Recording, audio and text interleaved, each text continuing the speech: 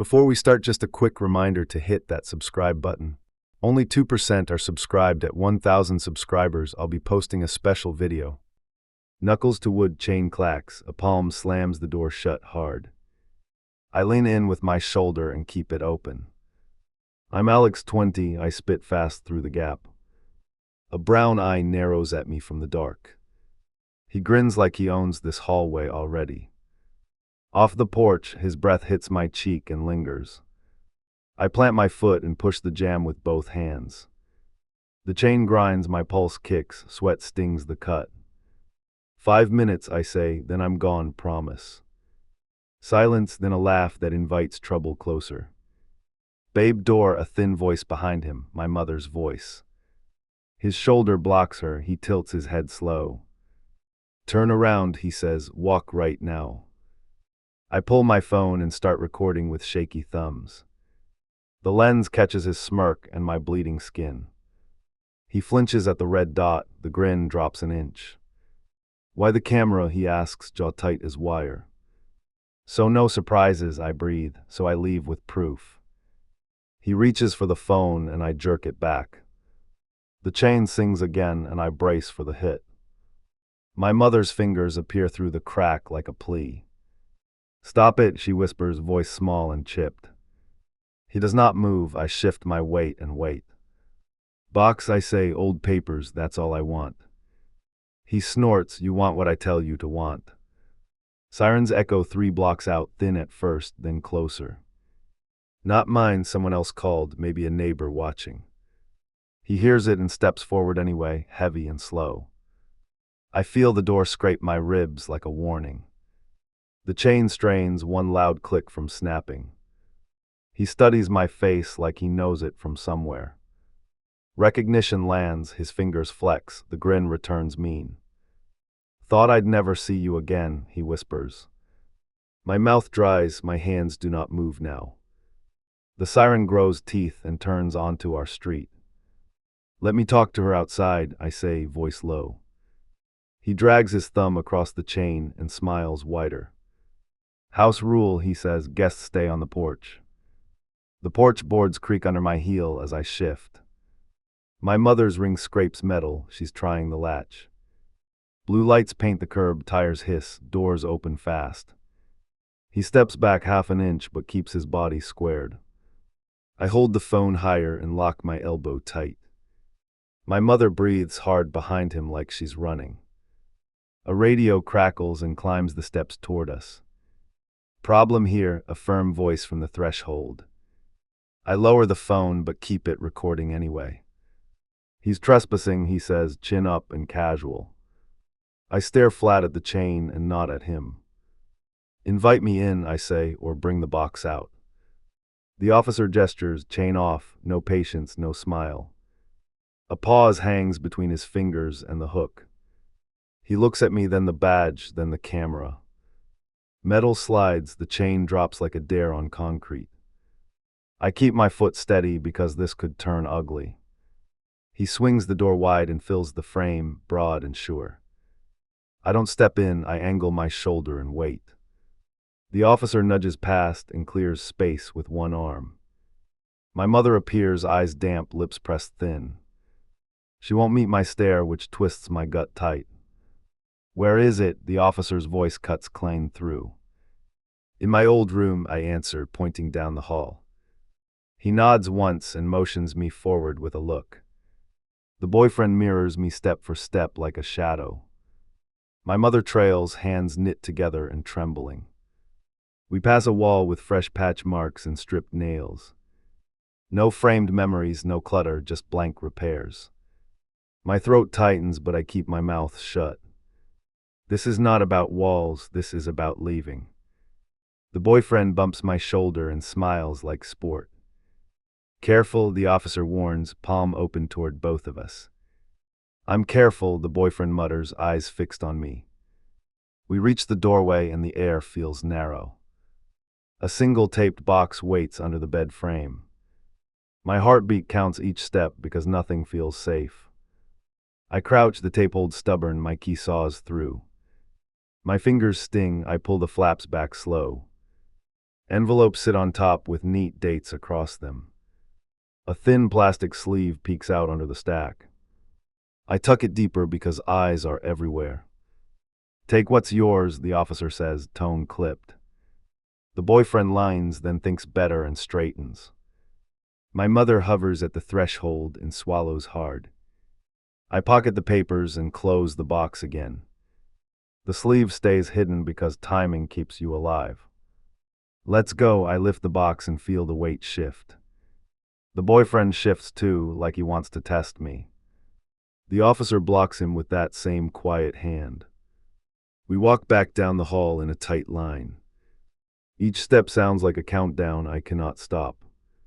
At the door I pause and tilt the box toward the porch. The boyfriend's breath touches my ear like a dare. "Run along," he whispers, voice soft and nasty. I keep my eyes on the street and not his face. Behind us, my mother's ring clicks against the door again. "Anything else?" The officer scans me for a sign. "One more thing, too." "Morrow," I say, voice steady now. The boyfriend stiffens at that, like I touched a nerve. My mother flinches like she heard something I did not. I grip the box harder because tomorrow just got louder. I step onto the porch, the evening hums like a wire. A car idles at the corner and then rolls away. The officer lingers long enough to make his point. The boyfriend watches from inside with that thin smile. I take the stairs one by one and do not look back. Phone buzzing in my pocket, unknown number flashing twice. I answer and hold my breath because silence carries threats. A low voice counts down from 5 like we share rules. I hang up and start recording my screen without blinking. The number calls again and I let it ring out. I cross the street fast and hug the box close. A sedan crawls beside me with the window cracked. "Drop it," a voice murmurs, smooth and mean. I keep walking and pivot toward a corner camera. The car speeds off, tires squealing like a dare. I duck into a print shop and pay in coins. The clerk eyes the bruises and looks away quickly. I open the box and sort only what matters. Envelopes, a small pouch, a folded slip with signatures. I feed the scanner and save everything twice, no excuses. The pouch holds a key tagged with a number. Storage unit brand stamped on thin metal that bites. I snap a photo and upload it to cloud backups. The phone buzzes again with a single line. "Clock's ticking," the text reads, "Tick yours down too." I pocket the key and step back onto the sidewalk. A figure leans on the wall near the alley. Hood up, hands tucked, posture relaxed but ready. "Lose the file," he says, head tilted toward my bag. I grip the strap and keep my chin level. I angle toward a crowded bus stop and lift my phone. His gaze stays on my hands like a magnet. "Walk with me," I say, loud enough for bystanders. He turns away and blends into traffic without hurry. I note his shoes and a scar across one knuckle. At the unit office, I push the bell once. A board clerk slides a log across scratched plastic. Name line blank, but the last renter field shows. The boyfriend's last name scrawled sloppy, 2 months old. I lift my brows and sign for a temporary access pass. The metal door rattles up and dust billows out. I step inside and keep my back near the exit. Boxes stacked tight, labels vague and uneven. I cut one open and find pawn slips in bundles. Dates align with missing items I remember too well. A phone vibrates again and my throat tightens. Another message with a live photo attached now. The frame shows my street and my building door. Caption says 3 knocks left, then we enter. I swallow fast and drop a pin to my location. I shoot a quick video of the slips and the lock. I narrate the date and scan the signature trail. I upload to a shared drive with timestamps visible. Then I pocket one slip that links to a necklace. My skin prickles because this piece changes everything. Footsteps scrape outside the unit and then halt. I kill the light and press against the warm wall. Two voices murmuring, one higher, one controlled. Check the corner rows, the deeper one says softly. Keys jingle and metal scrapes like teeth on bone. I slip under the door gap with the access card. It barely fits and my chest burns from holding air. I slide out and drop into a crouch between units. Their door lifts 3 spaces down with a groan. I breathe once and move the other way, quiet. The hallway camera stares down and I raise a hand. I point to my face and then to the open unit. A clerk steps out from the office with a radio. He clocks the open door and grabs the phone. Footsteps hurry, the two voices stop mid-sentence. I walk to the desk with my spine straight. Report a break-in, I tell the clerk, voice steady. He looks from me to the monitor and nods. A siren starts somewhere nearby and closes quickly. I back away from the window because angles matter. The 2 men exit fast with caps pulled low. One brushes my shoulder without a glance or word. He stinks of adrenaline and cheap cologne, sharp chemical. They push through the side door and vanish into traffic. The clerk curses under his breath and locks the latch. An officer arrives and asks for a simple rundown. I hand over the slip and the access pass. He studies the signatures and sets them on the counter. Keep your phone on, he advises, gaze lingering. He copies the unit number and jogs toward the hall.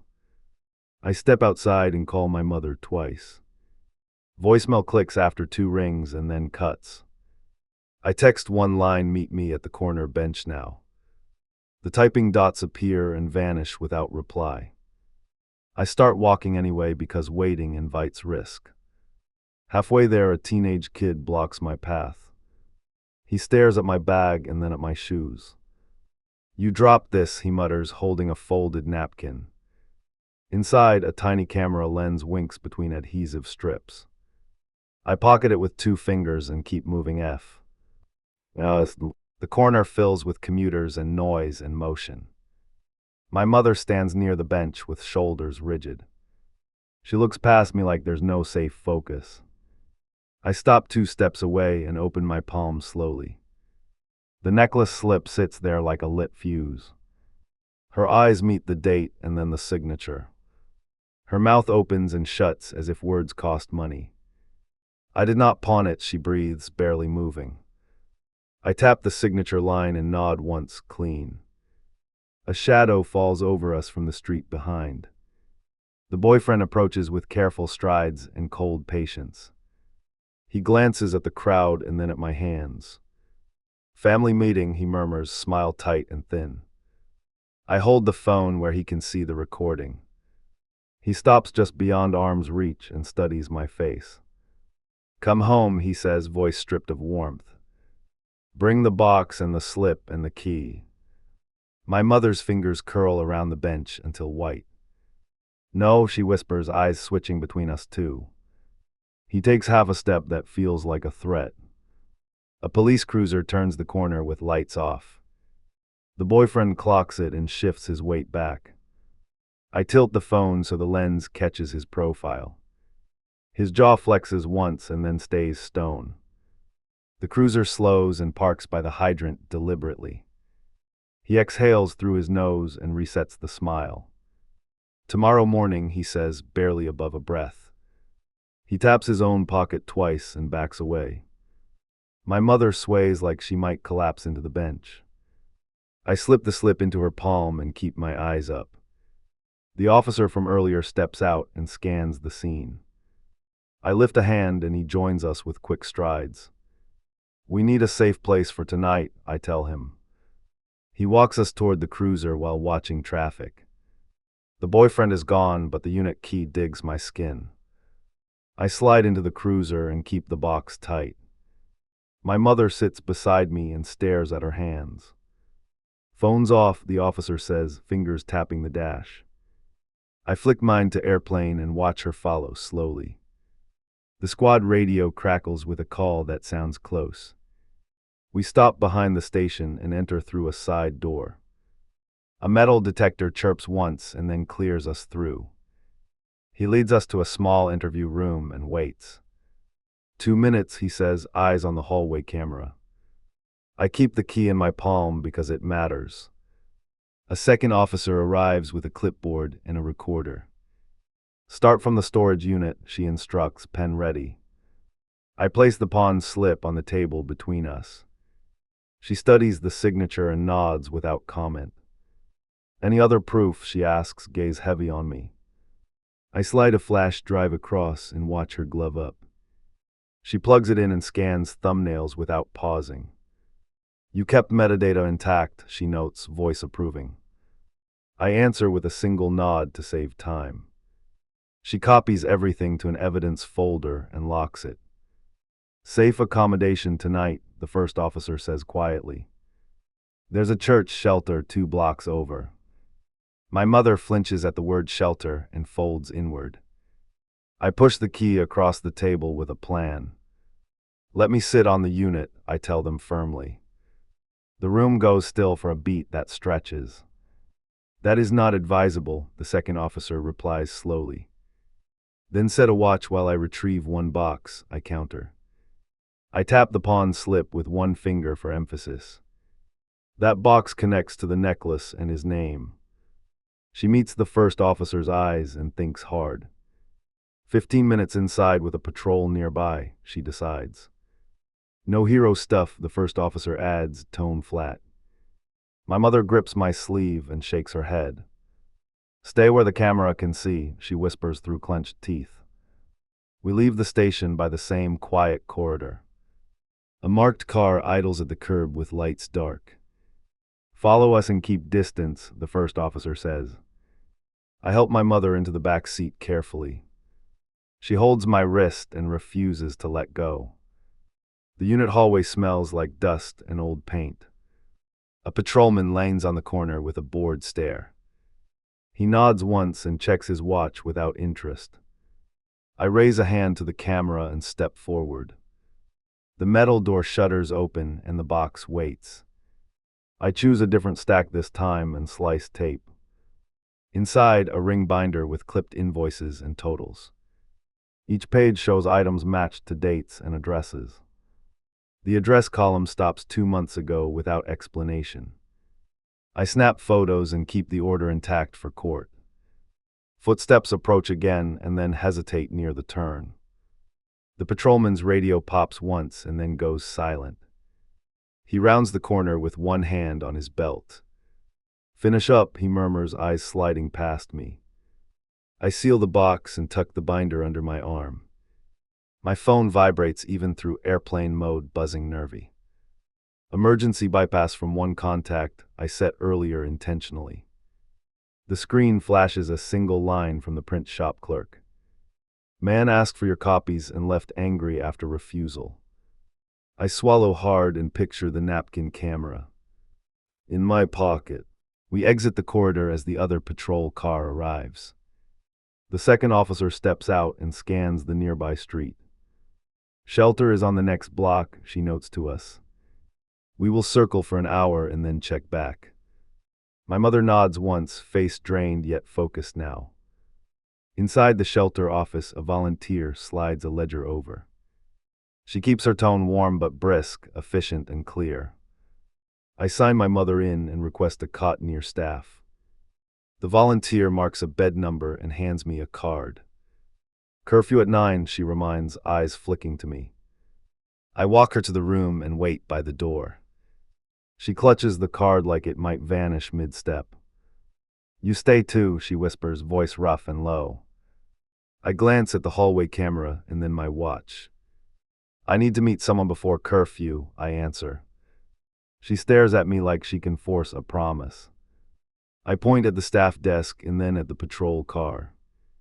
They will be here, I assure with slow words. Her grip loosens, but only by an inch. I step back out and feel the key bite again. I cross to the bodega near the corner bench quickly. The owner lifts his chin when he recognizes my face. Doorbell footage from earlier, I ask, palms open. He checks the back screen and copies a clip. A familiar figure paces outside my building, agitated and alone. I pay and leave with the data burning my pocket. 2 texts land in a row with new numbers. First one says last chance, then an address and time. Second one shows a photo of the necklace on a palm. I stop walking because the sidewalk just tilted under me. I forward both texts to the officer with brief notes. Then I message the print shop clerk to stay inside. I double back toward the station to hand off footage. The first officer meets me halfway by the courthouse steps. He reads the texts and frowns like he tasted metal. Controlled pickup, he says, eyes on the address. We place a unit near the lot and watch. I nod and feel the binder press hard against ribs. If he bolts, we still have enough, I say. He studies me and seems to decide something important. Wear this, he instructs, passing a small recorder. Press once to start and again to stop. I clip it under my collar and test the click. The audio bar scrolls across a tiny screen smoothly. He taps his radio twice and calls the plate team. We reach the lot 5 minutes before the time stamped. A tow truck sits near the entrance with nobody inside. The officer parks 2 rows back and kills the engine. You walk to the center and wait, he directs. I will be close and he will not see me. I step into the open space and keep my shoulders loose. Cars slide past slowly and then keep going. A pedestrian lingers by a trash can and checks a phone. I look bored on purpose and check my watch. The recorder rests against my skin and hums quietly. A scooter pulls up and stops 3 feet away. Helmet stays on and visor down like a mask. A gloved hand holds up a small pouch and wiggles it. Trade the slip and the key and this ends, the voice rasps. I keep my arms relaxed and let the silence grow. You first, I reply, tone flat as stone. The hand tosses the pouch and it lands by my shoe. I crouch and peek inside without giving the angle away. The necklace catches on the zipper and flashes, real. I straighten slowly and keep the pouch in view. Key, the voice pushes, foot tapping on the scooter deck. I hold the key at my fingertips and stop short. Name the storage row, I say, watching his stance. He shifts his weight and glances over my shoulder. The pedestrian near the trash can lift a phone higher. The visor tilts toward the movement for half a heartbeat. I step forward and snap a photo from waist level. The scooter engine revs once and then cuts out. Row 3, Unit 6, the voice fires back annoyed. I smile without showing teeth and pocket the key again. Wrong, I say, loud enough for the microphone. He flinches and grips the handlebar too tight. A car door opens somewhere behind the tow truck. The pedestrian drops the phone and sprints for the exit. The scooter jerks fishtails and scrapes along the curb. The first officer appears from behind the tow truck fast. He grabs the rider's arm and yanks him off balance. The helmet clatters and a face I recognize hits concrete. The rider curses and swings wild, desperate, and clumsy. The officer pins him with a knee while calling backup. I step aside and keep the necklace pouch visible. A second unit arrives and blocks the driveway cleanly. The pedestrian gets snagged by a third officer near the corner. On the ground, the rider spits out a single name. The name belongs to the man who paced by my building. They haul the rider up and secure his wrists tight. I hand the recorder to the first officer carefully. He plays the last minute and nods once satisfied. Good control, he mutters, still scanning the rows. He pockets the device and points to the scooter trunk. Inside the trunk, a small case holds spare plates. Another case holds blank fobs and a marker. He photographs each item and seals the trunk shut. This connects several open reports, he notes, energized now. He motions me toward the cruiser with quick authority. I pass the shelter window and catch my mother watching. She presses a hand to the glass and does not blink. I lift the pouch and nod to tell her we're close. Her shoulders fall a little and she rests her forehead there. Behind me, the officer's radio crackles with one last update. The boyfriend's truck just looped the block twice, the radio reports. The first officer looks at me and then at the shelter. We bring her out the back when I signal, he says. I tighten my grip on the pouch and the binder. Tonight is not over yet and someone is circling.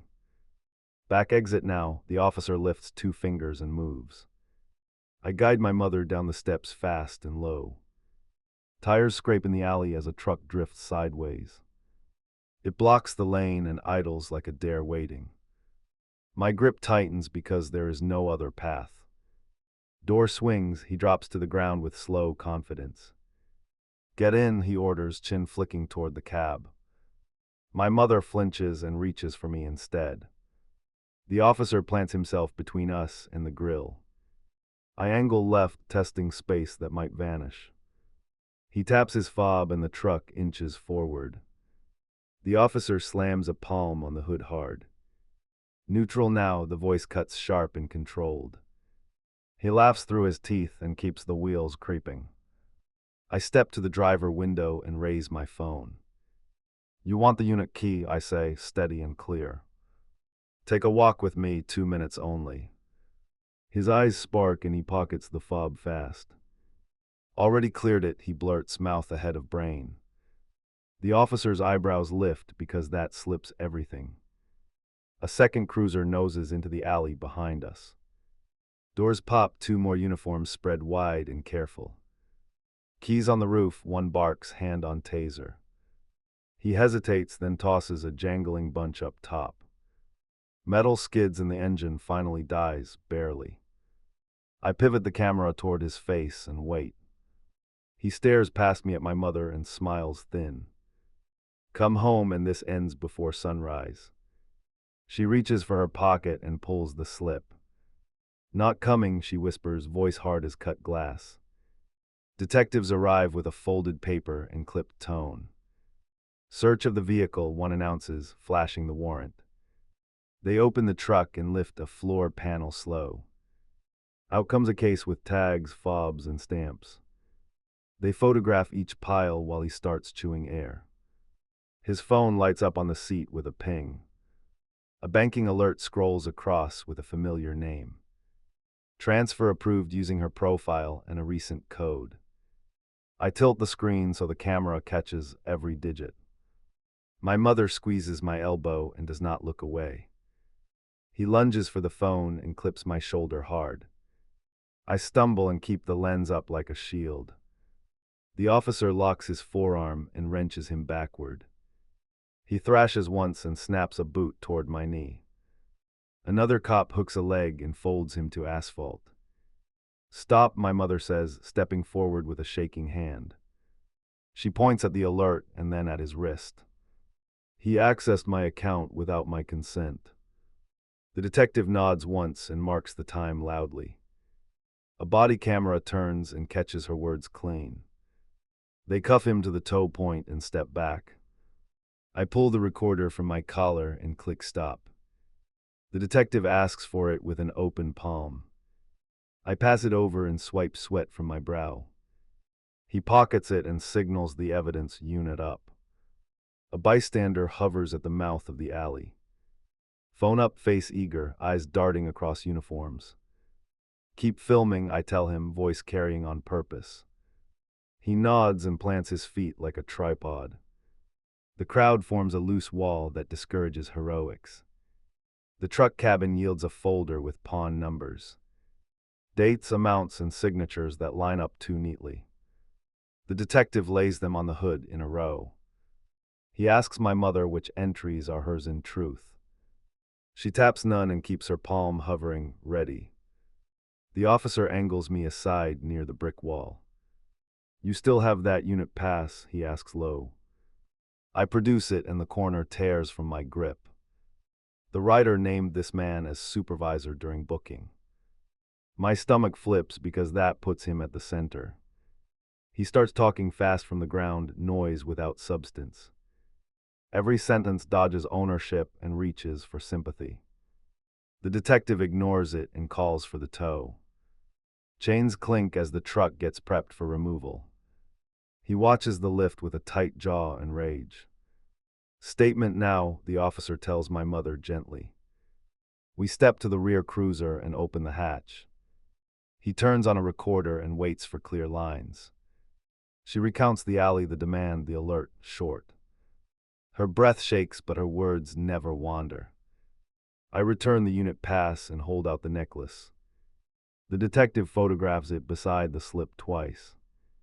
Print shop clerk filed a matching report, he notes. He thumbs his radio and requests pickup for the clerk. A plan is moving that does not include us.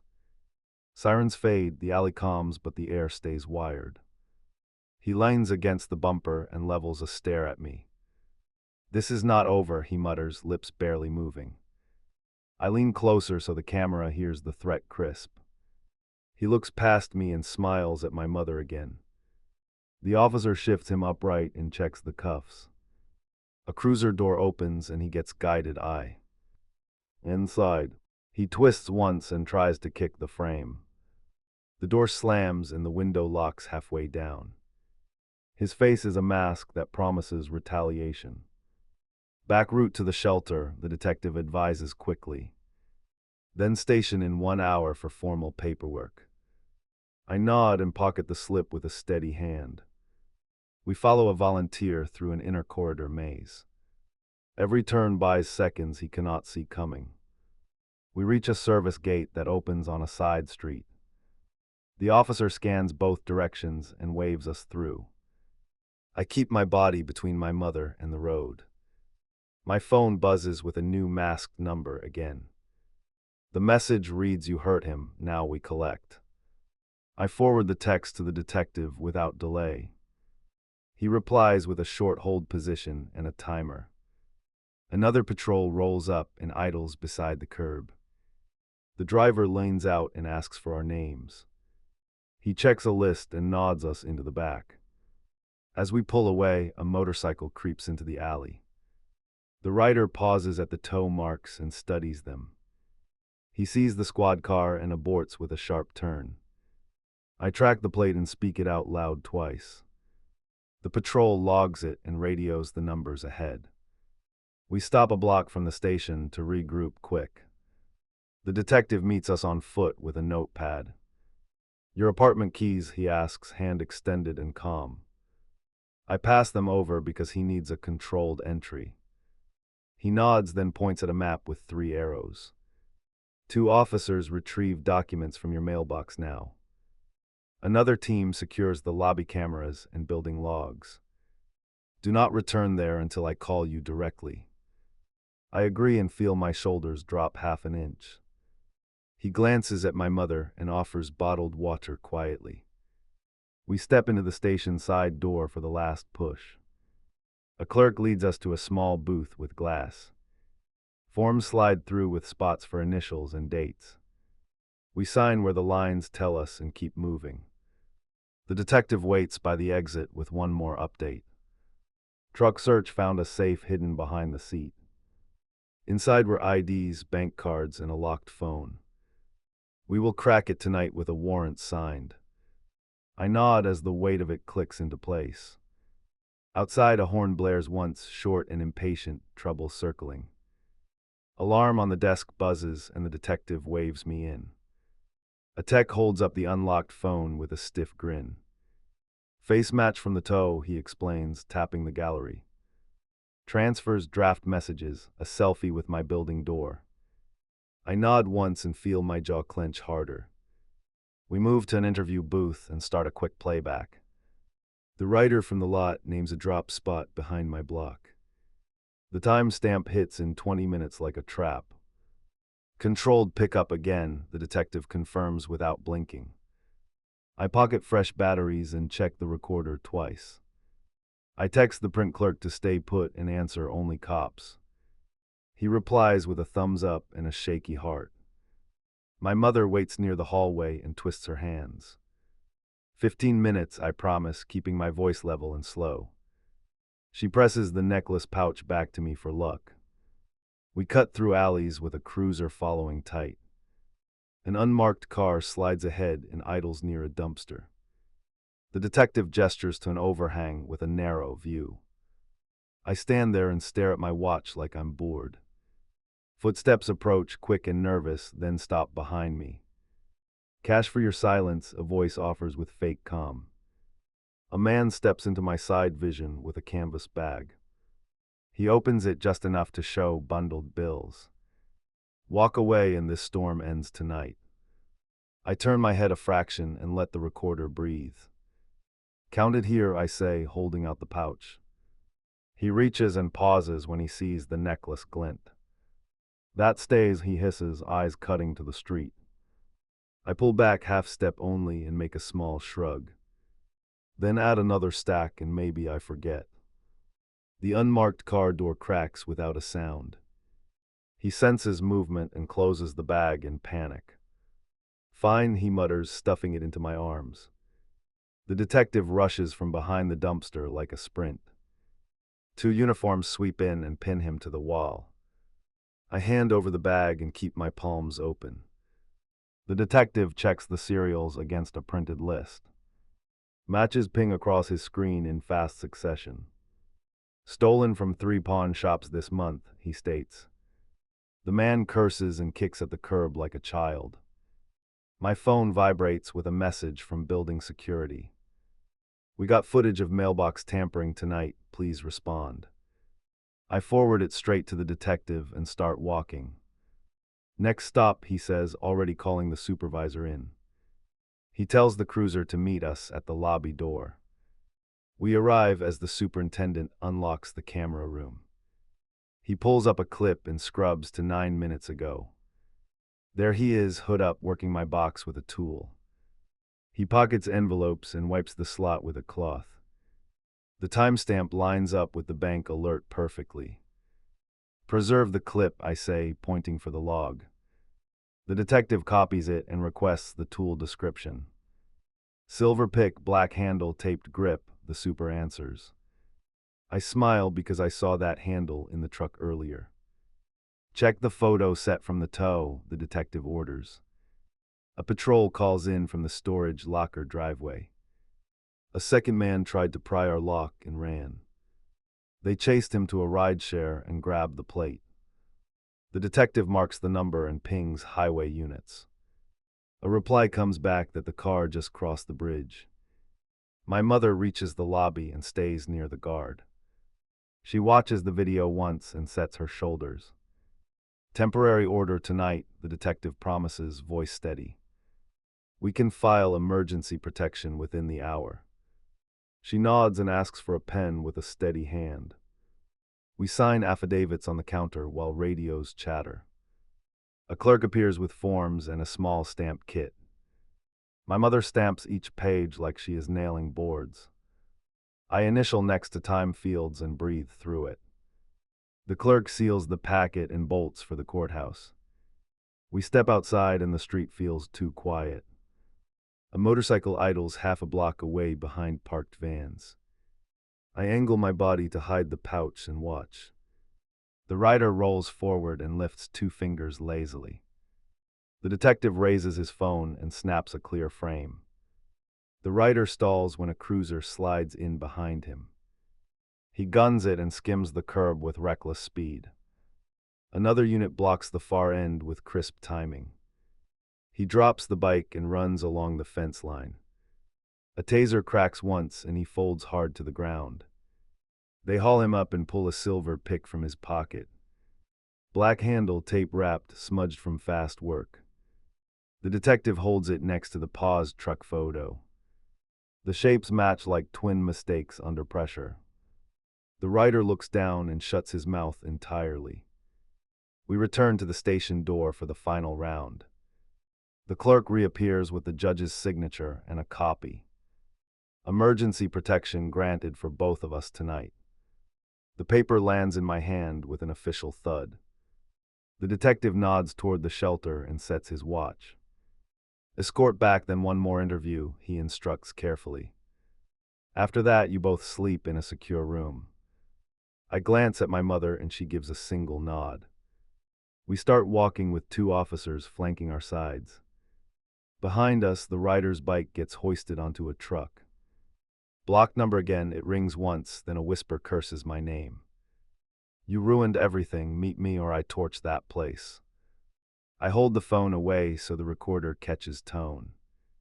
The detective nods from the doorway and mouths keep talking. Where, I ask steady because fear wastes time. Front porch 10 minutes, no cops, breath rasps like sandpaper. I glance at the restraining order tucked in my pocket. The detective writes porch on his palm and points to 2 exits. My mother grips my sleeve and shakes once, ready anyway. Fine, I say and end the call on purpose. We move fast, unmarked cars peel off to stagger positions. A patrol loops the block and kills its lights. The detective hands me a slim earpiece with a nod. Walk normal, hold nothing, keep him talking. I breathe once and start toward the old steps. The street feels tight, curtains twitch, a door chain snaps. He appears at the gate with shoulders rolled forward. Alone, he growls, scanning the corners too late. I step through and stop 2 planks inside the fence. That line matters, the order's distance sits in my head. Keys, he demands, palm open, eyes relentless. You already broke the lockbox, I answer, watching his jaw. He lunges for my wrist and crosses the gap clean. Metal scrapes as a nearby latch clicks on radio cue. Boots drum behind the hedge and fan out fast. He freezes, then doubles down like a gambler. Give me the binder and the necklace right now. There it is, the link out loud and recorded tight. My mother steps from the side gate with a paper held high. Stay back, she warns, voice clear enough to cut.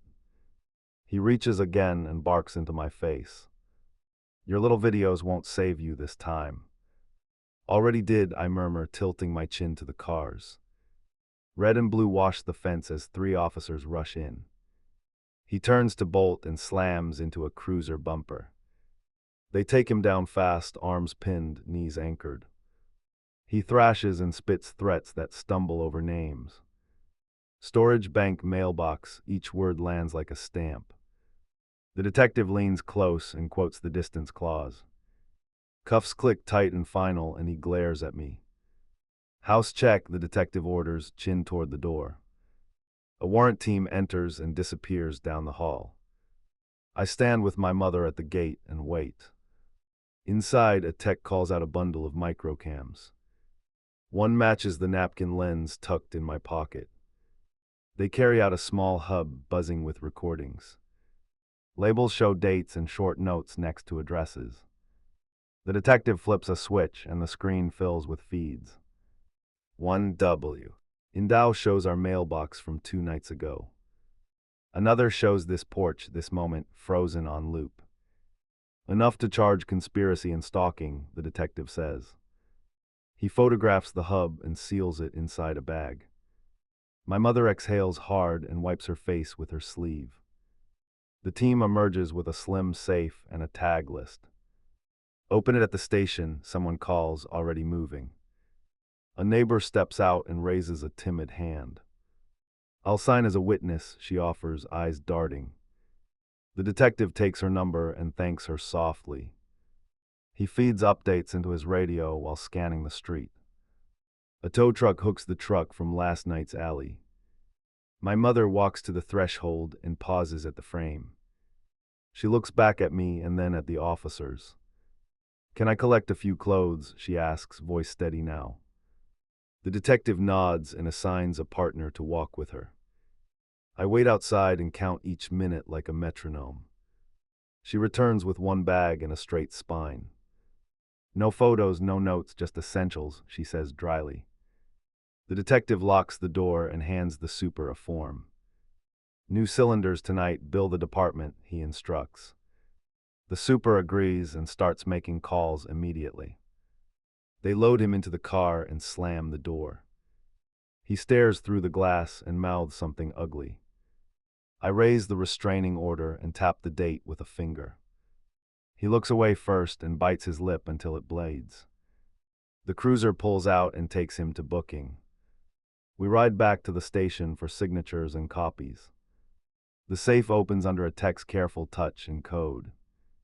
Inside rings, cards, and a ledger with totals and arrows. The detective lines them up with earlier slips from storage. Numbers locked together like parts from the same machine. Charges stack, he says, ticking them on his clipboard. Fraud, burglary tools, violation, witness tampering, more to come. I watch my mother's hands stop shaking for the first time. She looks at me and nods once like a promise kept. The tech drops the ledger into evidence and seals the crate. Hotel voucher for tonight, the detective adds, offering an envelope. Tomorrow we file the long order and schedule statements. I take the envelope and glance at my mother for consent. She squeezes my elbow and gives a tight nod. We step toward the exit while the radios keep humming. Outside, the night rests on a knife edge and waits. A rideshare idles at the curb with our name on display. I open the door and let my mother climb in first. Before I follow, I lift my phone and start a fresh recording. We drive off and I keep the camera aimed forward.